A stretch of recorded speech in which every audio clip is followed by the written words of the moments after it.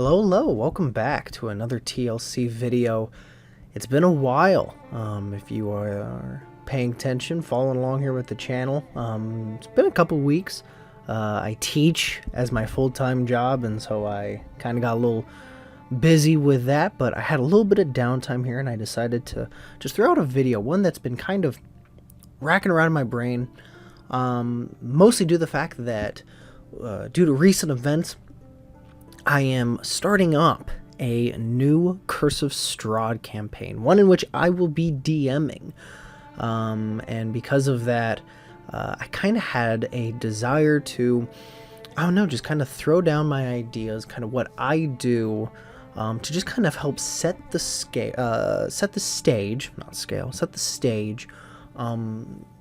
building ambiance, specifically, and this video is going to be aimed specifically at the horror genre, at trying to create a scary, just eerie, suspenseful ambiance for your players in Dungeons and Dragons, because I feel like that is kind of one of the hardest things that we are most challenged, I think, as DMs to do. It's easy to throw wacky, it's easy to throw funny, it's easy to throw cliche, but to truly scare your players, I think that is something that needs just a little bit of talking about. And so that's kind of going to be the point here of this video. So creating ambiance, trying to really develop the best ways to really suck your players into your world and into that place that you have been working so hard in trying to build. Now, I will say that you can probably use most of these tips and tricks almost in any other case, any other kind of scenario that you have. But I'm going to be aiming specifically here at the spooky and the scary genre. And so with that, let's go ahead and let's get started here. So right out of the gate, I think that the number one, and I will show you my list here in just a second, and then we're really not going to go too far outside of that. But I think if I had to look and say that, this is the number one thing that can help you build ambiance for your D&D game, that's fucking pictures. That's literally it. Just having a good source of background, of inspiration, places to go to, things to look at, to listen to. I think that can go a really long way into helping you create everything else. So the very first thing I could possibly say is just go open up a Pinterest account, go Google image and just type in, spooky places, spooky D&D fantasy places, things like that. And just kind of immerse yourself into those places and ask yourself the questions like, okay, what is it about this image that is making it suspenseful for me? As I look at this image, what is it? I feel like it's spooky. Like, I can look at it and I get the vibe of that, but what is it? Like, what does, how can I, personify that? And once you figure that out in whatever images you are using as your inspiration, then it's just a matter of trying to break it down into pieces and then replicating it so that you can give it to your players later. So pictures, images, movies. If I had to give you one big thing, and it was kind of a cop-out answer, but really it is the biggest helping hand I can possibly give you, is just go find images, go find pictures and video or whatever, see what makes those things scary. And then once you break it down, like, okay, it's the fog, it's the danger, it's the color schemes, it's the, whatever it is, whatever gives you that image of whatever, speaks to you as what is creating that spookiness, that horror vibe, break it down into pieces and then try to replicate it at your table. Now, obviously, that's my cop-out answer, right? So what about my actual answer? What are some things that I think will help you build, once you have those images in front of you, once you've seen them, once you've kind of watched the videos or listened to the music, how can I, once I'm in the middle of the session, right? Like, once I'm talking to the players and I'm trying to get them brought into my world, what can I do? Pictures and things, that's awesome, but that really only helps me, right? Like that doesn't really help my players per se. So what can I do to try to suck my players into my world? Well, I think that there are 5 things. All right, I tried to boil it down to 5 because I generally try to not let my videos, my lists get too crazy, right? So I tried to just come up with 5. All right, there were more, but I think that 5 was good enough. So the very first thing I think that you should do, and I understand that some cases this is going to be easier than others, depending on how you play D&D, there's going to be some things that are easier than others. The best, of course, would be playing in person, but if at all possible, sound. Sound is absolutely one of the greatest tools that can set that suspenseful, eerie feeling in the back of your players' heads.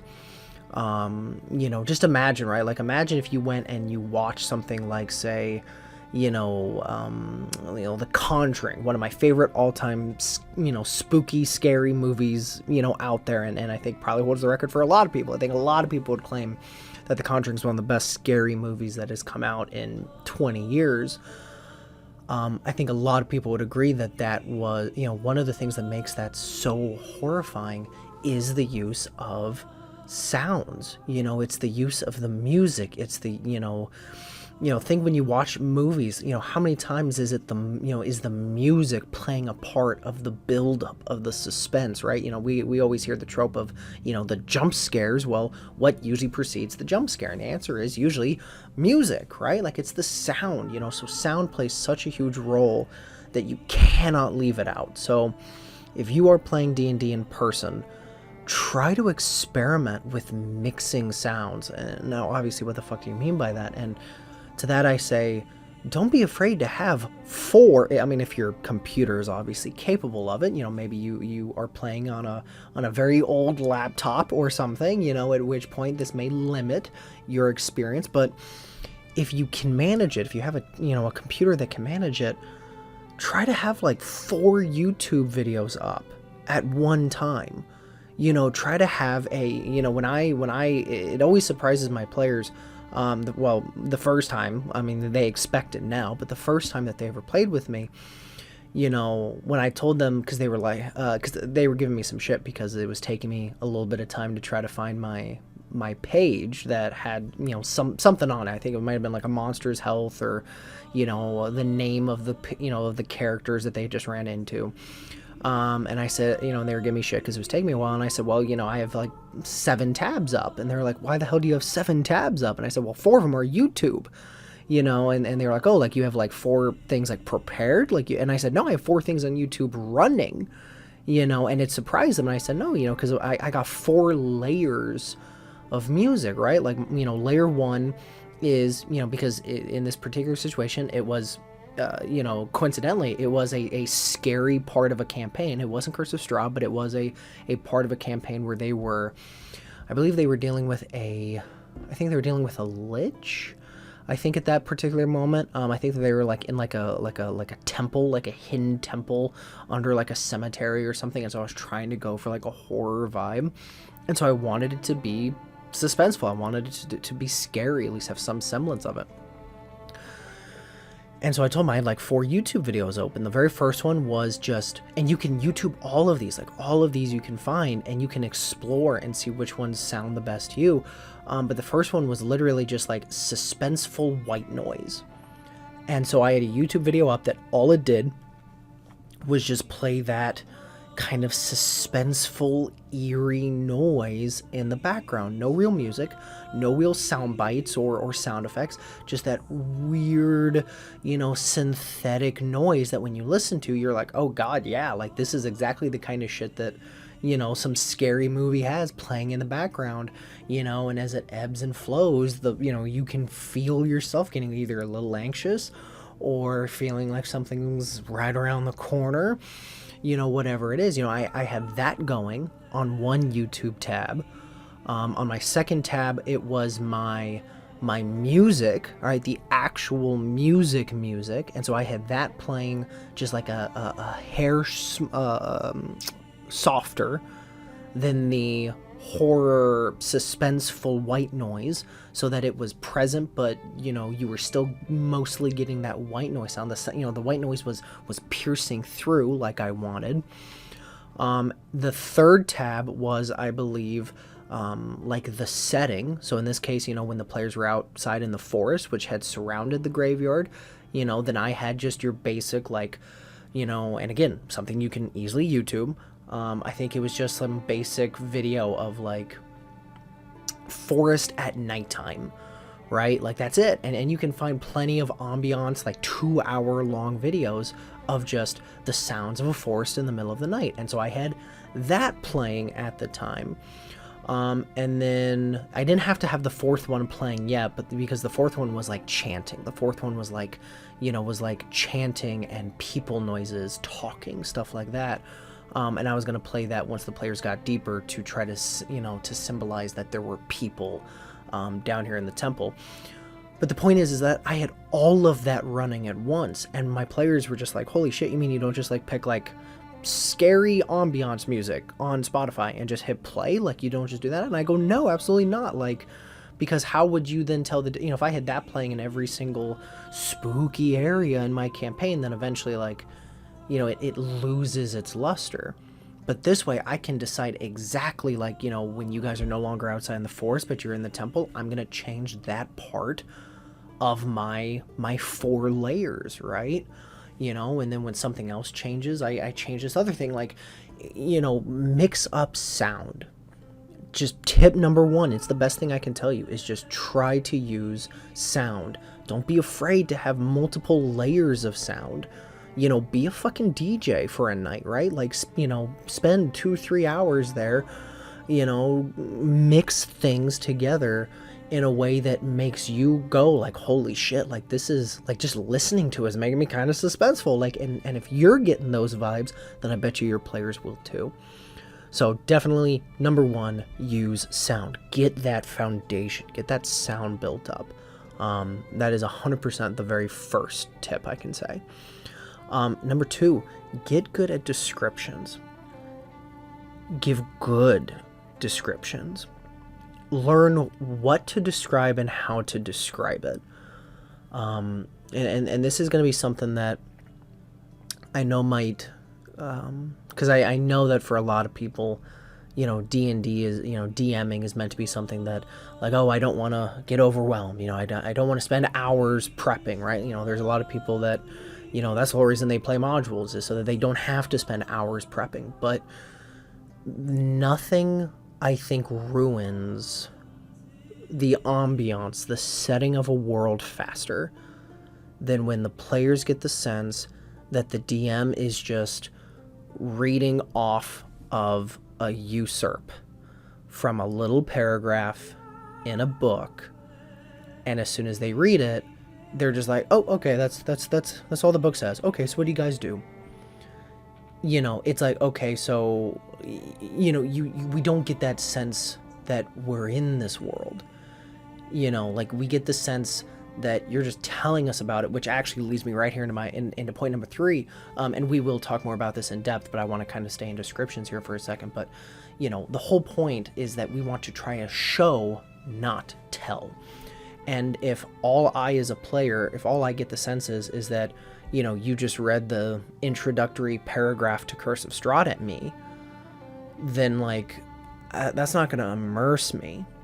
But if you tell me in an obviously confident, well said, well thought out, well spoken description of the sounds that my boots make as I'm walking through this forest, that I hear the distant caw of crows and ravens. Think of all the different senses your players have. Try to touch on as many of them as possible. Tell them that they taste, an almost kind of acrid, there's something almost acrid, almost acidic in the fog, and it almost like gets like you can almost taste it in the back of your teeth. try to touch on things like that. You hear the distant caw of crows, you feel the wet, muddy earth under your feet, and you're having to trudge yourself through this bog that you have suddenly found yourself in. You try to combine as many things as possible. You feel the dampness, as the mist surrounds you. You feel uncomfortable. The straps on your armor begin to just kind of bite into your shoulders in just uncomfortable ways. Come up with these descriptions and try to hit on as many of those senses as possible. Because if all, a player feels like you're just talking at them and not including them in that description, then they're never going to feel 100% roped in. And so that might mean that you end up having to kind of prep yourself. That might mean that, you might have to rehearse a little bit. This is one of the biggest things I can possibly say is, especially if you're a new DM or if you're a DM who's going to DM for new players, draw up what you're going to say that very first session, because that first session is what's going to set the tone, right?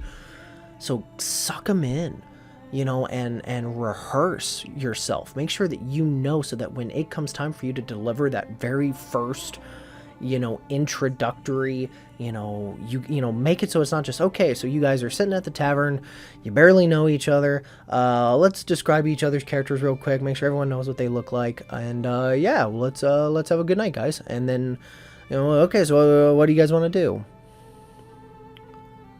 Go beyond that. That's so unimmersive, right? Look at, and I quote this game quite often, but look at something like, say, Skyrim. Look at how Skyrim sucks you into the world immediately. They immediately put you, in a cart, obviously imprisoned for a crime that you may or may not have committed. It definitely seems like, you probably didn't do something worthy of getting killed, but because of who you were with, so they're immediately sucking you into this level of unfairness. And then of course you have the dragon showing up, you have Alduin showing up, and showing you the terror that people have towards dragons. Like, you're immediately brought into that game 2 minutes in, 3 minutes in. Try to replicate that to the best of your to the best of your ability. And I think the best way to do that is just rehearse. Make sure that your descriptions, you're able to talk with your players, through your descriptions and not at them. Make sure you don't sound like someone who's just reading off a script. Make sure that you've rehearsed it sometimes. That way, when you say it, your players feel like they're part of a story from someone who knows it and not just reading a passage. All right, so point number 3, show, don't tell. I've already, I mentioned it a little earlier here, but again, I can't say, state this enough. Show your players the horrors of your world. When I get my players into Curse of Straw, one of the very first things I intend to do is that I'm going to have them walk through the forest, heading into into the valley, into the Valley of Barovia. And I already have multiple encounters lined up. I'm not going to use random encounters for them because it is a party of 8 players, which I will be doing a video here at some point about my tips on how to run for large parties, because I haven't had to do this for a while, and so 8 people. I'm going to let myself do a couple of sessions with 8 people, and then I'll come back and I'll make a video about it. But I can already tell that, with that many players, I don't want to spend time, rolling on random encounter tables, because I'm going to try to cut out as much, quote unquote fat, as needed to keep the game sleek and moving.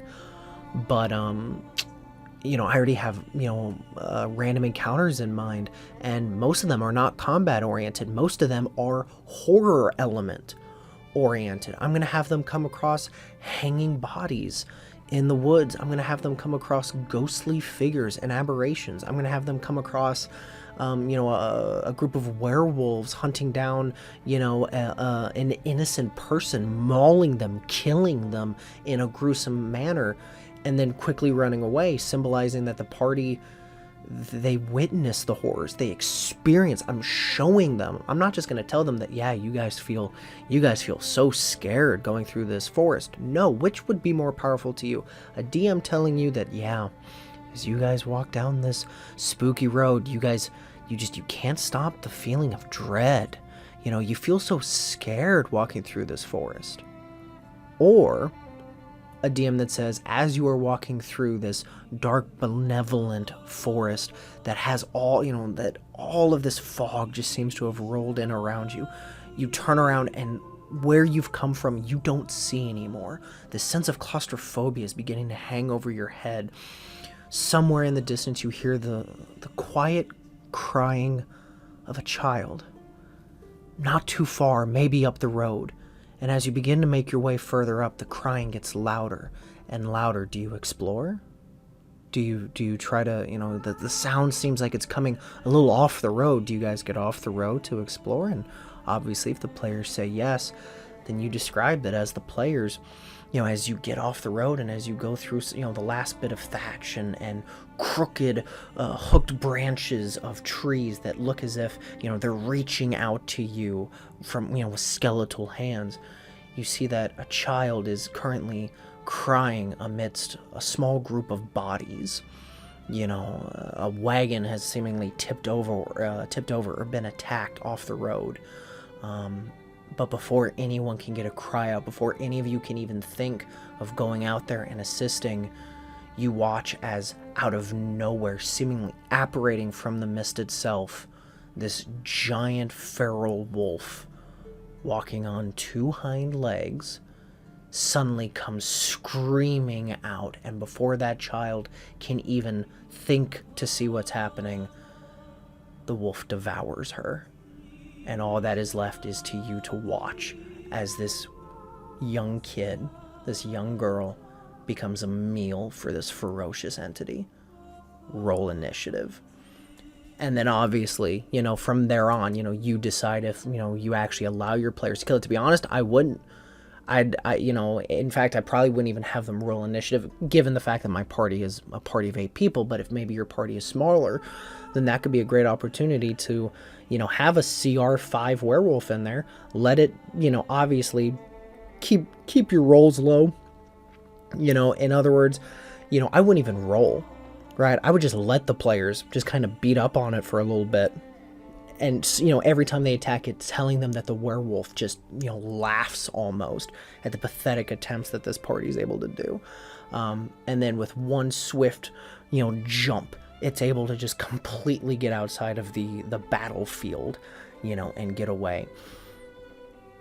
But to go back to the main point, which of those two circumstances instilled more fear in you? Just telling you to be scared? Or showing you that, holy shit, if you step off this road, that something might come out of the mist and you won't see it? I think the second option, personally, which is why I say show, don't tell, especially when we're trying to create a horror spooky element. Which brings me here to number 4. Don't be afraid to use tropes. Don't be afraid to use fogs and mists. Don't be afraid to use ghosts in a haunted house. There's a reason that haunted houses are like some of the most repetitive, scary movie tropes, right? Like, the whole idea that, a family moves into a house, the house has a dark history, the previous family died in it, and no one knows why. That fucking sums up, Conjuring, that fucking sums up Sinisters, that sums up, like, so many scary movies, right? And there's a reason for that. It's a trope, yes, but it's a trope that works. So don't be afraid to use them. Don't feel like you gotta reinvent the wheel. I promise most of your players, if they signed up for Curse of Strahd, if your players were excited to play Curse of Strahd, I promise you they are probably lovers of horror and the scary genre. They would probably love to go gallivanting in a scary house.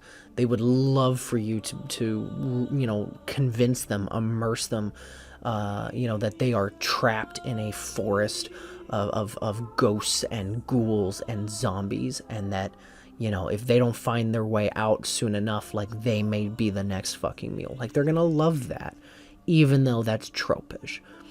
So don't be afraid to use tropes here. And number 5 is timing and build up. Build up your stuff. And this is going to come with, again, numbers 2, 3, and 4. You're going, if you're good with your descriptions, if you're good at showing and not telling and knowing when to show and not tell, that's what timing and build up is. Don't, and this is one of the things that if you haven't watched it, go watch my Death House video where I talk about Death House and why I think that Death House is not a shitty introductory mission for Curse of Strahd. One of the things that I love so much about Death House is that it shows, it doesn't tell, and it has a fantastic build-up. Your players walk into a house.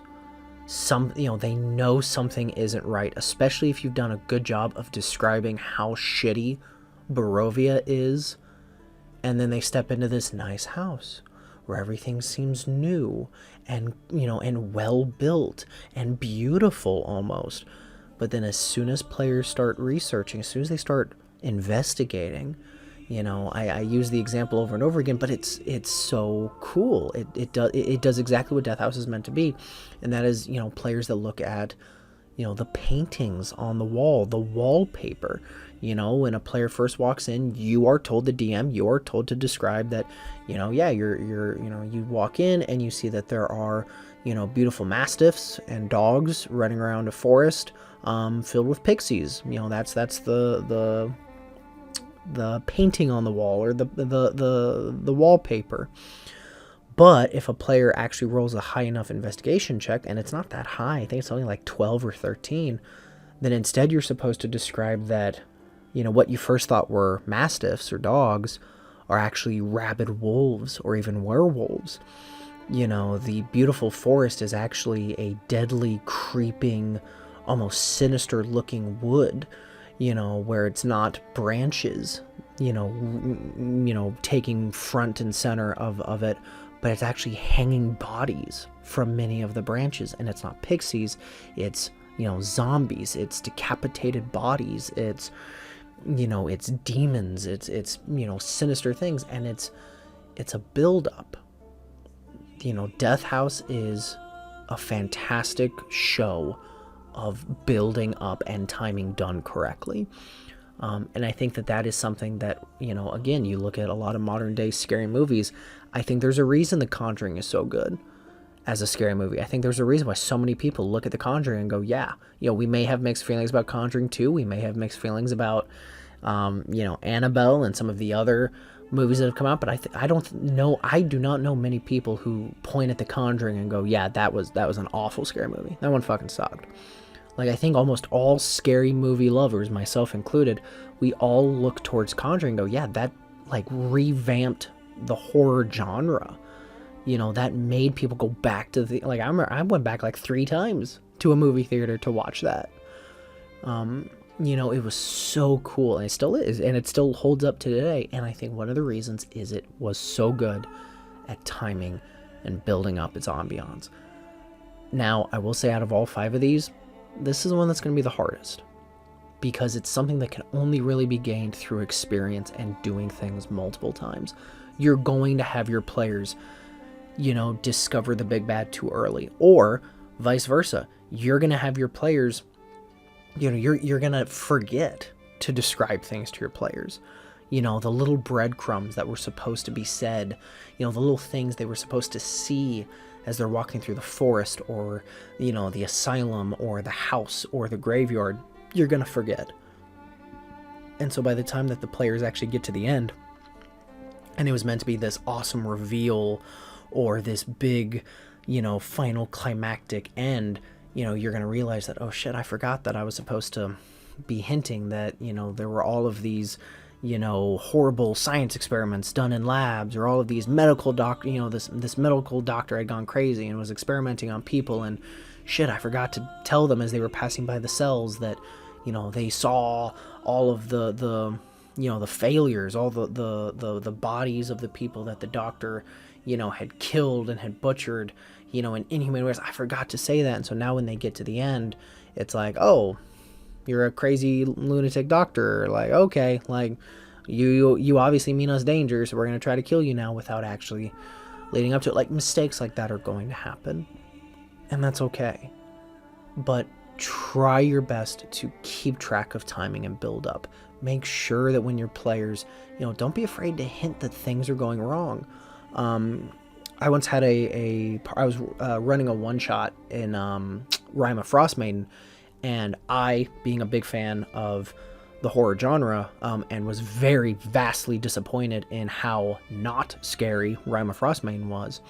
When my players decided that they wanted to do Rime of Frostmaiden, I immediately was like, well, I'm gonna, when they want to do a one-shot in Rime of Frostmaiden, I made sure to homebrew one and make it scary, because it's one that I wanted to do that way.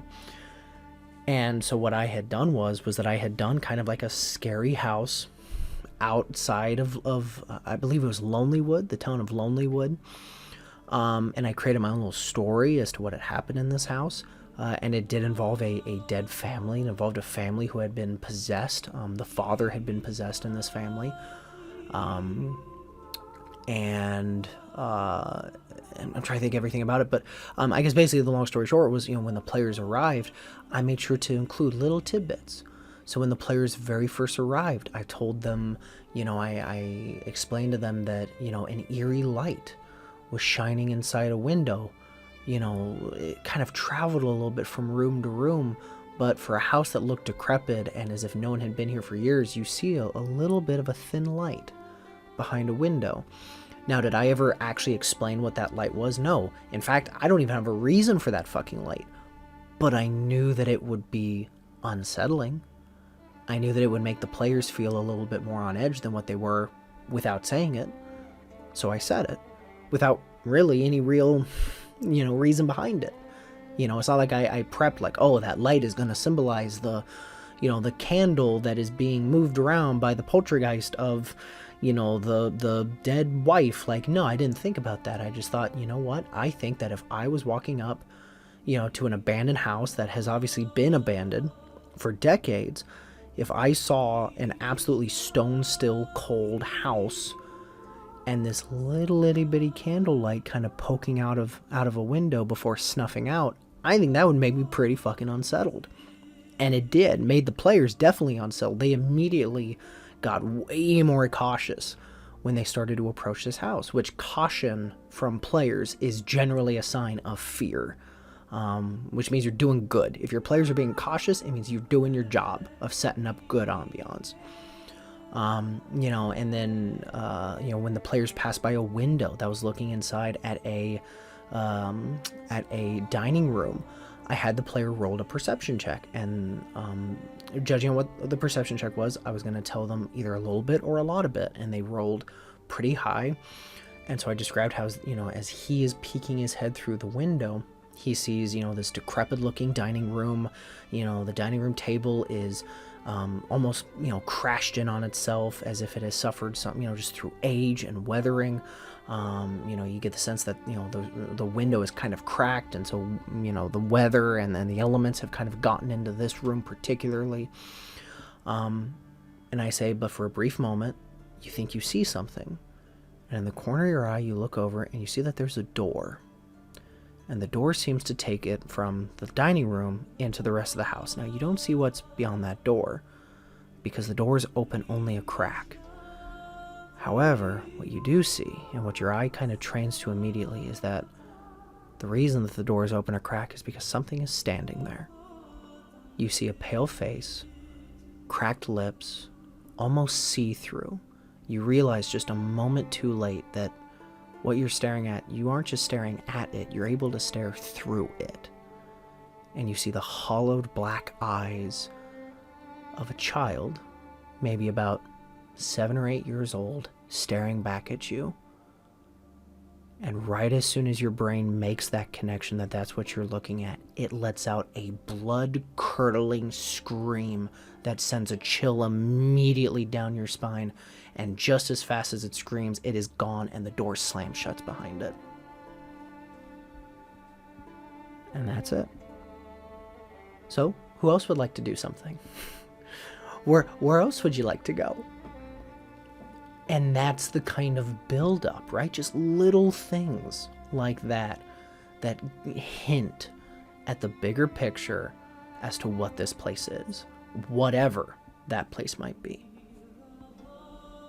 But that's it. Those are my 5 big tips here for creating ambiance, specifically for the horror ambiance. I hope you enjoyed the video. It's been a while, so leave a like, and I will catch you next time.